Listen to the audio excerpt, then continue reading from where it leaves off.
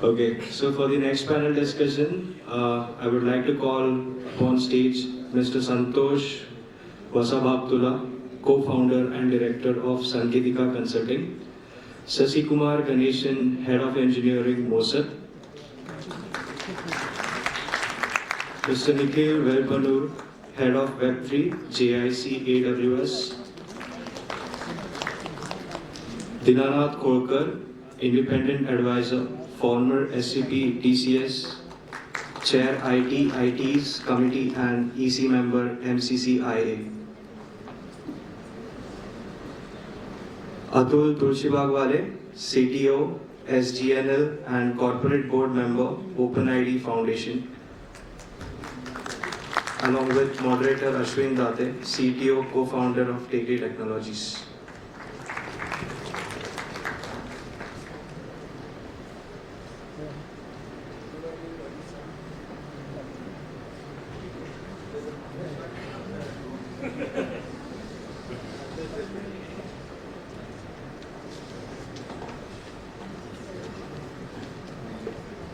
Get your own say.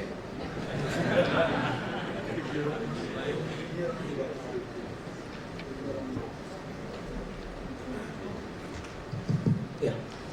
So we'll be having a tech panel. So I think exciting panel. Thanks, Pramod, for showing opportunities side of DPI, DPGs. What we're looking at right now, talking about is hearing from all the tech folks out here on what is it like to be building and deploying DPIs, DPGs at scale. What is the tech behind it? How do you actually ensure that things like inclusivity, things like scale are baked into DPGs? So that's what we'll be covering right now. So I'd like to start with you, Pramod. I mean, you've been literally part of like dozens of DPIs, DPGs. So before we go to tech, I'd like to know, what are some personal motivations for you to kind of really keep doing this? I mean, I know, with this kind of a scale, Personal motivation was midlife crisis. I'm just joking. I think we have been in the system for so long. While Atul spend time in Signal, or he spends time after some time. I think there's a time in life where you have done a lot of good stuff in the commercial world and accumulated knowledge and maybe financially safe enough, and then you say, can we use that knowledge for something bigger? And then you seek that opportunity to do that. That's what happened in 2009 when I read the newspaper that Nandan has been brought in as the head of Aadhaar. I quit my job and said, okay, let me volunteer for trying it out. Worst case, what do you, a couple of years later, project may not do anything, and then you go back to industry. So risk was actually low, frankly. It's not a big risk, but the opportunity was exponential. So I think, and my experience all been building API-based systems, distributed computing, all that. I've been in tech world for a long time, very large scale, API game we play. We were a US startup. I was part of the US startup. We founded that in '95. But I think this shift was very big. And this shift taught very different experience for me. I think that different experience was, one, when you build infrastructure, you don't think like a product, full product, because you are not solving. Somebody else has to solve. So you are only building one building block that is generalized, minimal, context insensitive, that can be used and morphed by actual entrepreneurs, embedded in their workflows, and reimagine various possibilities. So same UPI, smartphone-based, feature phone-based, no phone-based, fast tag, everything runs on the same UPI. Currencies run on the same UPI, multi-currency run on the same UPI. So we had to, I think the idea of less is better, and minimalism and abstraction was very different. Scale, I think, private and public companies, but India scale is madness. But I think much of our project experience is actually less to do with tech, frankly, right? It's to do with everything other than tech. How the hell do you do it? Oh man, India is like crazy, you know, all over. So how do you get stuff moving in this country? How do you tell a PhonePe, Rahul and Samir showed up in our office when they were out of Flipkart and they said we are starting a fintech company. And then we were trying to con them to do UPI because UPI was nobody knew UPI. We said, why do you UPI? UPI is coming, it's big, you know, convincing them. Then they did a brilliant job, really to doing it. So I think it's a much of less technology as well, but it's been an exciting journey. It's a huge journey. I mean, I know all of them. I obviously track his work differently. I know Brian and everybody else, big work. You guys are at it. I know Nikhil from our AWS collaboration that's been going on to do DPI. These two built for in part of my team. They were part. I depended on them for everything, like you. I depended on you. And I bumped into you first time, but you know, you have tremendous track record as well. So I look forward to hearing. I don't want to answer any more questions on this matter, okay? So I'm going to hand over. Thanks, Pramod. I think a lot of architects, folks in the 40s here, so I think there's an inspiration. So if you are getting in the midlife crisis or 60, yeah, I mean, you still look 40, so maybe less. So you know what to spend your time on. Yeah. So Atul, great having you here. So you've been part of since long been part of OpenID, and even before that, a lot of the auth specification related work. Could you tell us about that? And I mean, what's the DPG story with you? Sure. I guess I look at DPG as a business necessity, right? So start with like when I was back in, I was in India, in Pune, in a startup that was building cryptography-based products. The problem was the strong crypto that we needed to secure the product was not being exported out of the US, right? And I ended up in the US for that. And it was madness because how can you expect everyone to talk to each other securely if you're not using the same cryptography, right?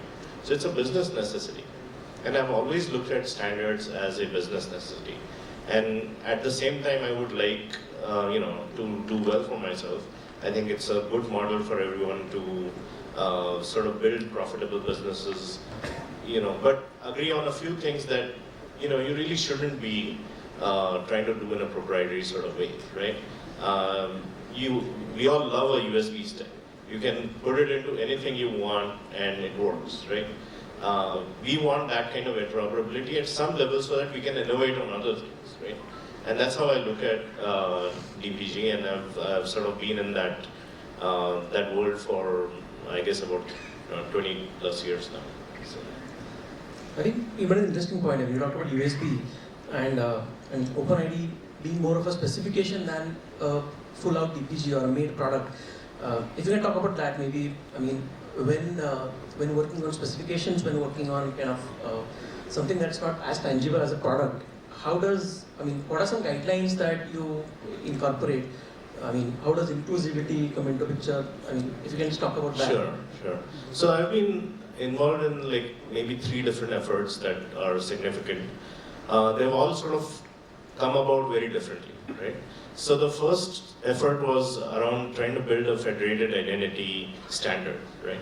And it came about because there was a company called Microsoft, which was trying to provide a proprietary way of doing single sign-on, which was called Microsoft Passport. And as a result, what happened was people were well, we don't want everybody to be using Microsoft product to just log our own users in, right? So let's come together, and that's how the Liberty Alliance was formed, and that sort of created this framework that was then sort of rebranded as SAML 2.0, which a lot of us use, right? So that was one way a standards body got started, which is basically, saying that we don't want something proprietary. There's a threat. Let's sit together and just figure out an open way of doing this. The second thing that I was involved in, which is CAPE, Continuous Access Evaluation Protocol, earlier, now Profile, right? So CAPE was started as like a blog post. It was just a blue sky idea, right? It was like, hey, wouldn't it be better if like we've been using federated identity now for 20 years, but wouldn't it be better if we can convey information as we go? It was just an idea that I wrote a blog about and published it out there, and suddenly everybody thought that was valuable. So we all came together and say, well, let's identify exactly the bits that are going to go into the protocol, and as a result, the shared signals framework was created, and then from there we built the the OpenID shared signals and CAPE stuff. And then the third one that I'm interested in is called transaction tokens. It's a new thing that I'm working on in the IETF, the Internet Engineering Task Force. That was constituted because we are seeing a lot of vulnerability right now because people can penetrate into your VPCs and cause havoc, right? And so what I felt was there's a need for a RPC security standard, and being at Google, I've seen like exactly how people do it internally. I've been talking to people at Microsoft and AWS, and they all said like, yeah, we solve this way or that way. And hey buddies, let's come together and solve it for everybody, right? And so that's how sort of that came about. So every standard is somewhat different. Like some previous panelists said, it's all about the problem. It's about something that everybody feels like, hey, we don't want to innovate here, we just want everybody to use the same thing, right? So, yeah. Super, I think, resilience has been a pretty interesting domain. I think Pramod, Sasi, I think you've been at it for quite some time, so I think maybe we'll come back to you with a deeper. So Sasi, thanks. So all of us are used to Aadhaar, we've been using Aadhaar for ages, and maybe not many know that there exists an open source platform that countries can deploy and make a platform. So can you tell us about MOSIP and overall, what are some foundational principles on top of which MOSIP is built? Sure. See, I think once we worked on Aadhaar and then came out, I think it was like a 2 years gap where we did nothing about it, and it was just literally bothering. And then I was part of a startup, and that startup just sold out. Right, NCIT bought over, and then you now again have money in the bank. Now you're figuring out what to do. MOSIP just started about 6 months before a year, and then I thought, okay, why not? We'll try to find out what we could potentially do. And for some reason, you always take it easy that once you've done it once, everybody should be knowing about it and they should be just doing it, right? Once you get in and start doing MOSIP, then you realize how many countries out there don't realize how much of security and inclusivity can go hand in hand to deliver what you need, right? Sometimes they build architectures which are not inclusive, which doesn't cater to everybody. I mean, when we started Aadhaar, there are equivalently some 20-odd countries which started identity programs.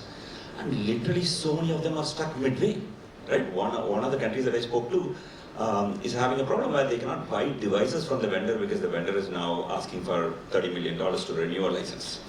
And the country's GDP would be extremely low to figure out at $30 million for such a small thing, right?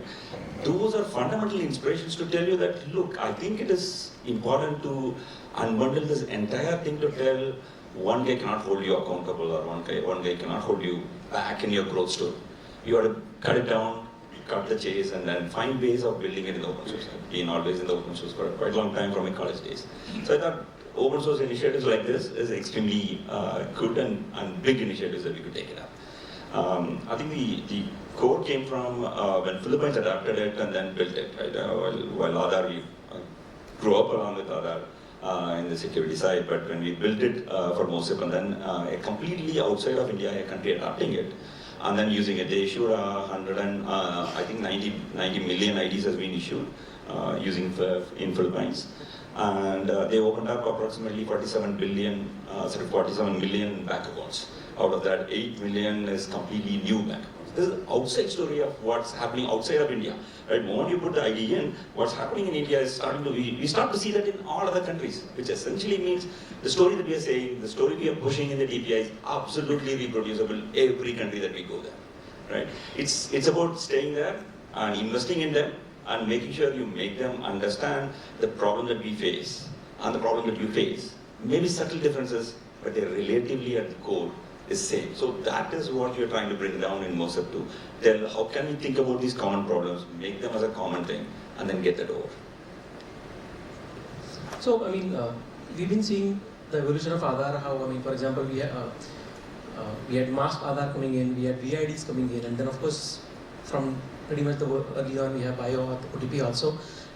Could you talk about how does MOSIP kind of, I mean, how does use some of these learnings or some of these kind of innovations to, I mean, how do you improve MOSIP using these? Talk about that. Sure. I think there's been a long story about inclusivity itself, right? And also one of the biggest concerns that you're worried about. The moment you give one unique number for everybody, can the individual or the country's people, can they be traced in every single service? There are some places where you want to trace because you are doing social benefit or you're trying to make sure they are not being double paid for some social benefit transfers. That's an absolute necessity for the government to make sure they optimize and deliver the end results to the residents in a better way. But otherwise, you don't want them to be traced 100% unless there is a need to explicitly find the person and then trace. Right? It has to be a reverse problem. You know the person, then you want to trace, that's a different problem. In general, overall, you're tracing them is a different problem. So that's a battle by itself, right? And we have gone through that in Aadhaar for some time, and we introduced virtual IDs and other ways. There's some uptakes, some not uptakes. So we're trying to figure out how do we get it to that need. What we have done within MOSIP is two rounds. One, when we started out, we said instead of the term virtual ID, which we tried for some time, and it was too technical in nature, and that has also stops people from adapting. This whole tech that we think it and take it for granted, right? It does not go well with the countries and the people who are in the government. We said, no, you don't need to worry about it. You can make it as handles. You can give it as your phone number. You could use your previous ID. You could use your passport number. Choose anything that you as an individual want, because there's a difference between the guy who's trying to, in a village trying to get an ID versus the guy in the urban world trying to get an ID. So then you also have media who will write about the privacy concerns while the people on the village are struggling to get ends meet. You need to balance this, otherwise the government struggles to meet the media and answer them those questions. So one of the things we did is we started calling them as handles. We started telling them a lot more easier ways of doing those things. Second, we also moved to faster into a digital credentialing model, far more faster. So the Philippines story that I spoke about, right? Total authentications in Philippines is somewhere around 57 million. In the 57 million, 47 million purely happened on credentials, which means there's a QR code that's printed on your card, on your paper. You just come over, and there was a simple application that was built, just showed on the webcam, it shows your photo back, and all the details, and the government says it is approved. The person looks at you, looks at this, and then makes a decision to deliver the services that is needed, and it records that information, the transaction code, and all those things into the system to tell that I did authenticate him. In a completely different way, in a completely different fashion than anything else, because getting devices and biometric devices at scale like what in India we did is really a nightmare into those countries. And some of those countries are also islands. You need to travel in the ship longer distance to get there. Right? So it was important to take these tech things, convert them into a lot more simpler, easy to use, and hide the tech behind the story. Right? That is what we did. And in fact, we went furthermore and then said that whatever we did in Philippines and others, how can we standardize it? So we went to the OpenID group. So today OpenID group is running up a standard that we wrote for MOSIP, which is for transferring your credentials over Bluetooth from one phone to another, because we start thinking Bluetooth to be a lot more easier both in the feature phones and in the normal phones, and we are able to use that technology very ubiquitously. So we said instead of NFC and other things which needs a costlier phone, you could think of BLE as an easier way to transfer and easier to connect and easier to adapt, right? That has actually triggered the OpenID Foundation to start that. We came in as an inclusivity story, but then the OpenID team who come from the global north, they thought of it like a crowd management story. They had a lot more problem with the crowd management, where in a stadium so many people have to walk in, and all of a sudden the network choked. You'll realize that if you're from Bangalore, for example, you'll realize that in New Year, you will never be able to send any WhatsApp message to anybody. If you're in the center of the city, you'll not be able to, because there's so many people gather, the network starts choking. So same problem is experienced in Europe and other places when they go to the stadiums. So they started twisting around that side, while we are starting to twisting around to say it's inclusivity. So there's a win-win in both the sides. So OpenID has now put out a draft on this. And this is probably how you start playing these games and try to figure out how to move around, both in the standard side and unbundling the tech into a lot more simpler terms and easier to use applications. Super. I think two key points. One, vanity IDs, right? I mean, I could just have cool Sasi being my Aadhaar replacement, so that's, and then of course, I mean, almost like the next version on top of devices. I mean, can we go device free, or can we kind of distribute the ability to use any kind of device? Super. Santhosh. So you've been part of the Sunbird building block story for almost a decade now. So can you maybe tell us about, and right now, I mean, as part of Sanketika, you are kind of evolving the Observe building block. So could you just, tell us about your Sunbird story, and I think keen to hear the Observe building block, and maybe talk a little bit about your passion or your focus on instrumentation observability. Sure. Yeah. I think before we start, I'll just take on Shashi. Everyone wants, I think, when anybody wants a solution, they look at three things: easy to set up, easy to maintain, and easy to operate, but it has to be scalable. So the moment you get into these things, it's actually a very complex problem to solve for us. I think when we started Sunbird, we know that it has to be at a national scale. And I would like to use what Pramod used to say: choose what works at scale, but not scale what works. So what we've done is that we went ahead and picked up the technologies that actually work at scale. And unfortunately, these massively scalable technologies are damn complex.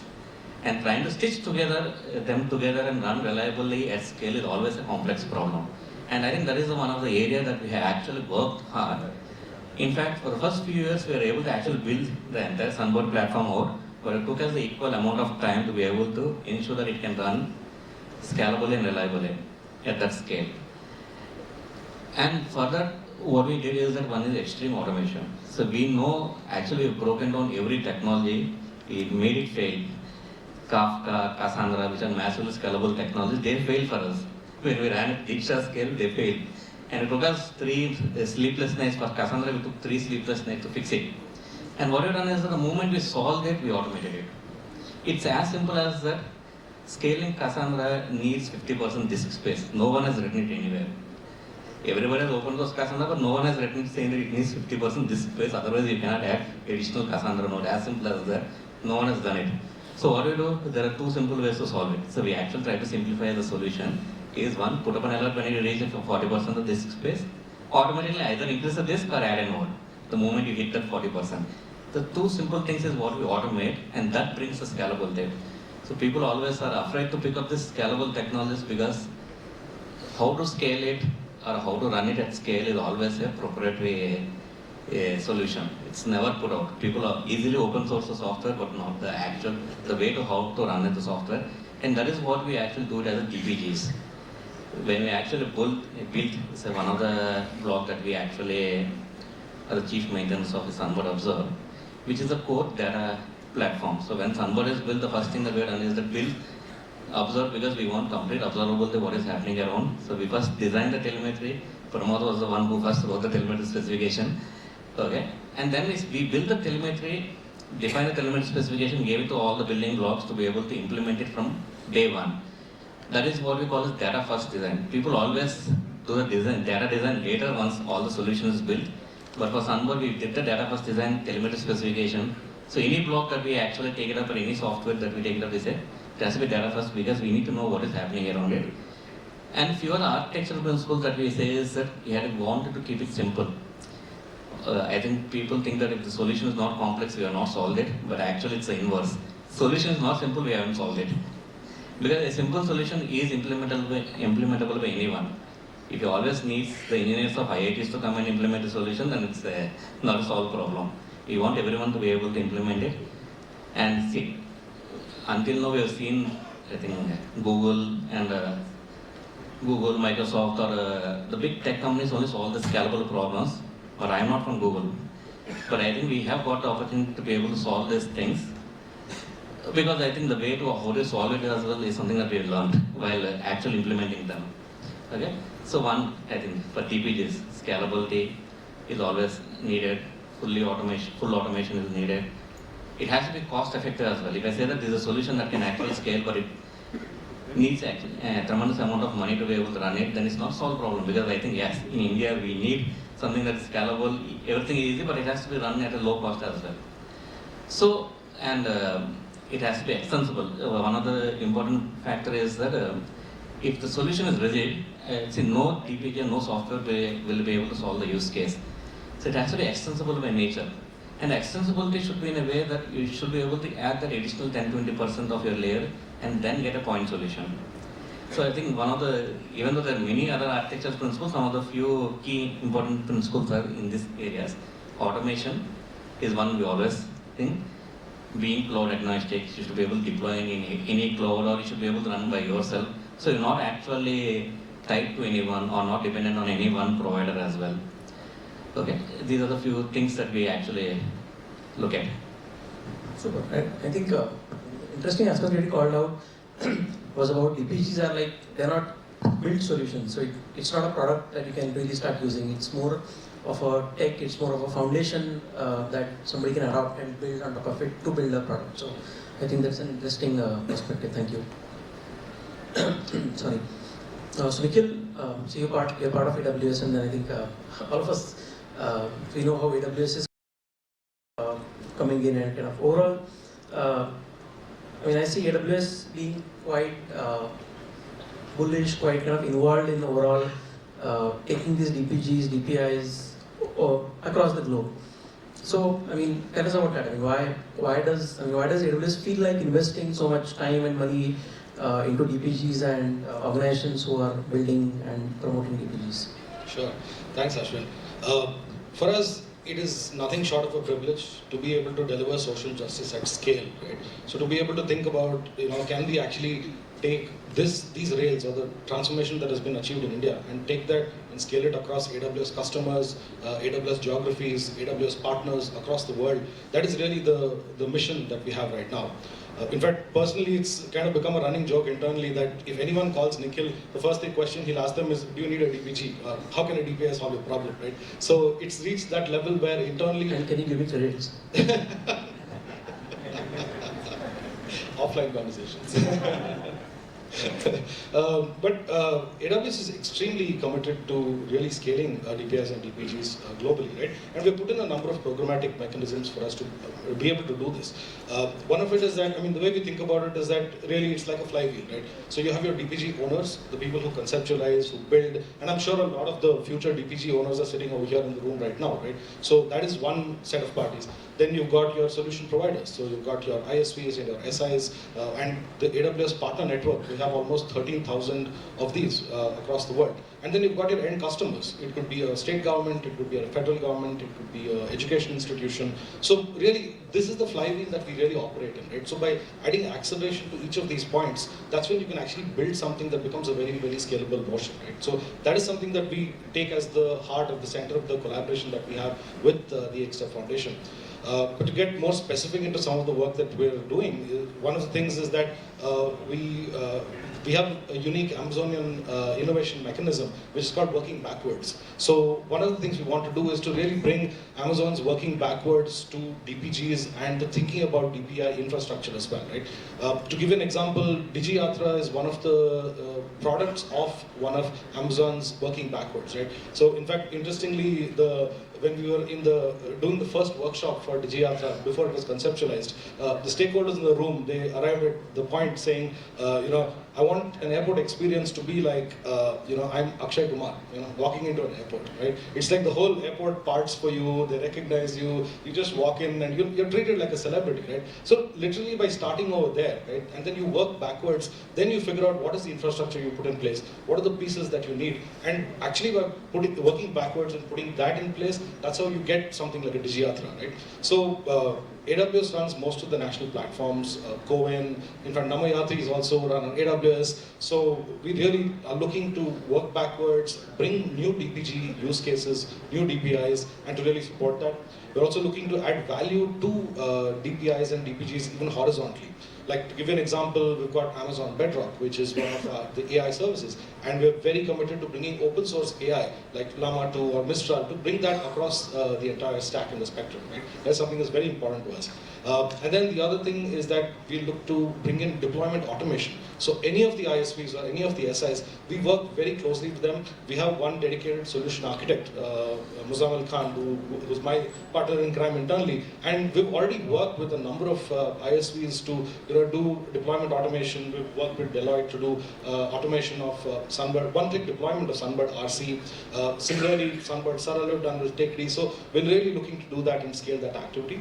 And then, of course, we've got more programmatic mechanisms where we can engage. Where if an ISV wants to get onto the AWS marketplace, if you want to do something like a one-click install, we're really at your service to support you. So I think in a nutshell, we're deeply committed, and it's something that we just want to drop everything and just do this at this point of time.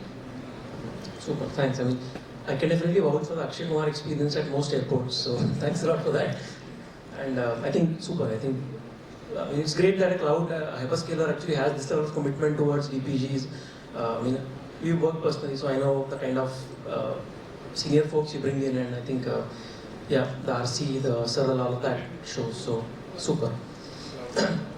So Dina, coming to you, you've been part of TCS, and then recently moved out, and then working more in the MCCIA, PIC.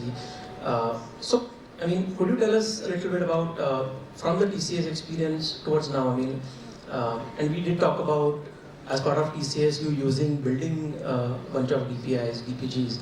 So how do TCSs and maybe large service companies like TCS look at DPI, DPG as, what's the strategy that they typically look at? So let me give you my background. I spent about 34 years at TCS. I was very fortunate to do multiple roles in TCS. I worked with very large investment banks. I worked with some of the top companies across the globe. So you could see scale, you could see excellence, you could see the amount of technology that they would use and stuff like that. But I was also fortunate, I was very closely associated with many of the India initiatives. I was involved with the National Stock Exchange, I was involved with Reserve Bank of India, the core banking solutions that we have deployed and stuff like that. So I was very close to the India market in some sense. The other thing, I was one of the known experts in TCS on data. So I was very much consulted for various things, which were being rolled out. And Pramod talked about the financial inclusion. The first meeting we had in TCS in 2008, I was very much part of it when we were deciding on the rollout. But I learned a lot from the other side, so looking at how people were starting to use technology, Aadhaar being one of them and various other things. Important aspect which was there was we were still in these type of organizations, large organizations, we are still serving the Western world. 90% of our business comes from outside. We just don't get a feel of what is really happening in India. And I think that's one of the things which I decided to move out of corporate, because my understanding of India was relatively very low. And through the Chamber of Commerce that I've been working with, I got a very good feel of the Pune ecosystem. You'd be amazed to see the type of opportunities which are there in the small and medium businesses. The type of challenges that they face to even run a business, to set up a business, to scale it up, to expand it into other geographies and things like that. A lot of things are coming up. But I think it's still a great opportunity for some of these DPIs and DPGs to scale up, to look at certain specific sectors as such. And one of the things which I like to read a lot of books and get inspiration from it. One book which actually inspired me the most was Fortune at the Bottom of the Pyramid by C.K. Prahlad. It's a phenomenal book. And I learned that for India market to be successful, and anybody who is into building technology solutions, they have to start thinking that if I have to earn 100, I can earn 100 as one check, or I can get 1 rupee into 100. And I feel that that power that we have in India is quite phenomenal. And with the digital technology, especially cloud and various other things, has got us right out there. The other side of it, I'll give you another perspective on this. I have seen some implementations make a huge difference to society. My team actually helped the Andhra Pradesh government completely automate the sanitation inspection across 45,000 schools using AI. Using cloud, using crowdsourced photographs just to score the quality of cleanliness in toilets, washrooms, and stuff like that. And when I saw that implementation, 3 years flat, scaled up across Andhra Pradesh, right? I started believing that there is something really magical happening. And that built my conviction saying that I need to step out, I need to dedicate more time to see this. And the way I started talking about DPIs and things like that, I was very close to the payments transformation. Within TCS, we were very much core to that entire transformation journey and stuff like that. And I used to get invited to talk at the Tata Group leadership program. We have a Tata Management Training Center here. And I said, Tata Group services the Indian consumer and Indian businesses so much that they need to know what changes are happening in India. So I started talking about DPIs and I started talking about the type of challenges which were happening.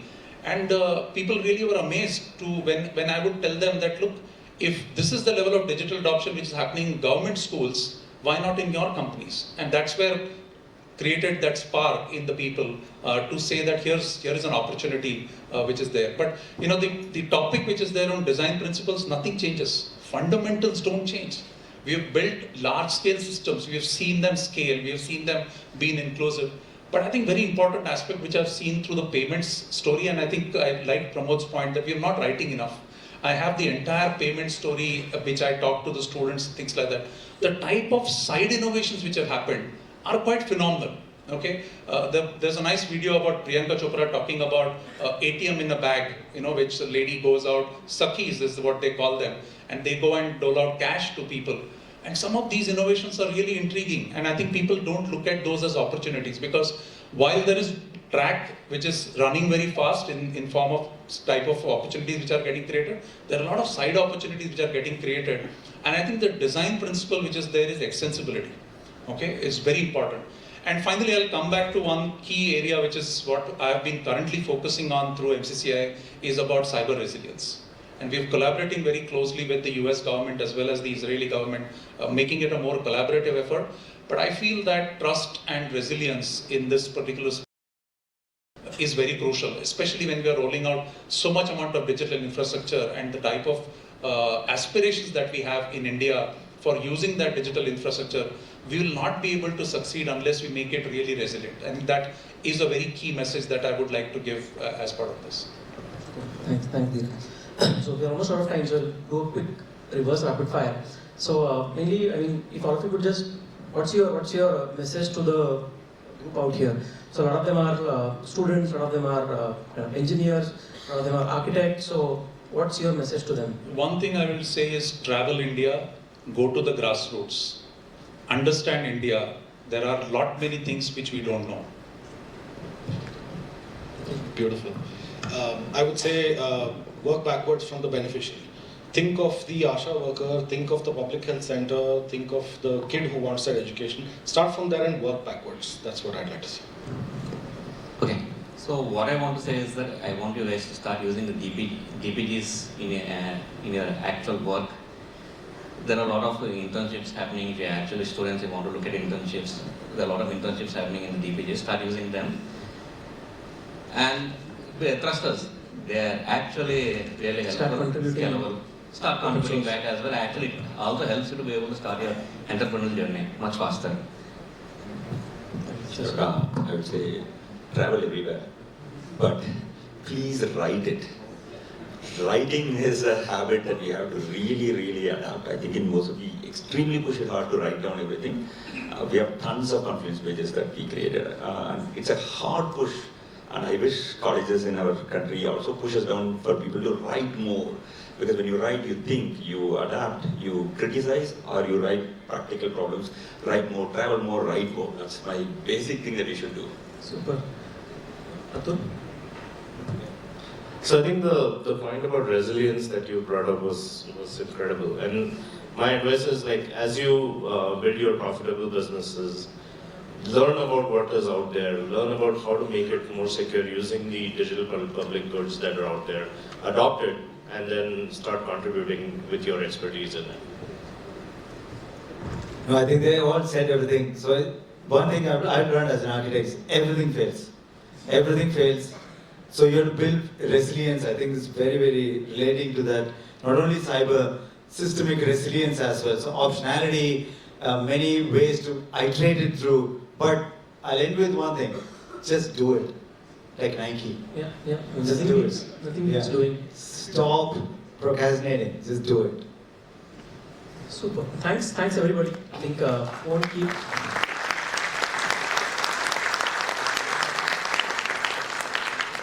Don't want to keep you away from lunch, but we'll do a quick felicitation and then move out for lunch. Thank you.